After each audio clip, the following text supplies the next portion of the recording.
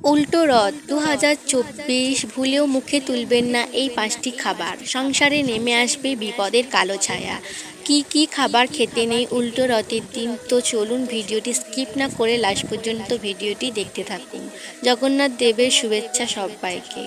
উল্টো রথের দিন কোনো রকম তিতো জাতীয় খাবার খাওয়া উচিত নয়। অন্য দিন তিতো খেলেও কিন্তু এই দিন ভুলেও তিতো মুখে তোলা উচিত নয়। উচ্ছে, করলা, নিমপাতা, কুলেখাড়া এই শাকপাতাগুলি সেদিন না খাওয়াই ভালো।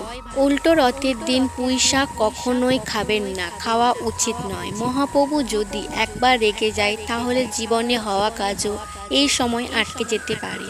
এই দিন কারো কোনো রকম নেশা জাতীয় দ্রব্য সেবন করা উচিত নয়। মদ, গাঁজা, সিগারেট এগুলি একদমই নয়। এমনকি কাউকে সেবন করতে দেখলে তাকেও বারণ করা উচিত। উল্টো রথের দিন আমিষ খাবার যেমন ডিম, মাছ, মাংস, পেঁয়াজ, রসুন একদমই খাবেন না।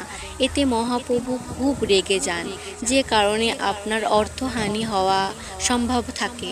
উল্টো রথের দিন কলমি শাক খাওয়া একদমই উচিত নয়। এই দিন কলমি শাক খেলে জগন্নাথ দেব কুপিত হন, তাতে সংসারে অশান্তি নেমে আসে, আর্থিক অনটন শুরু হতে পারে, তাই না খাওয়াই শ্রেয়। তো বন্ধুরা, আজকের এই ভিডিওটি থেকে জানা গেল উল্টো রথের দিন কোন 5টি খাবার না খাওয়াই শ্রেয়।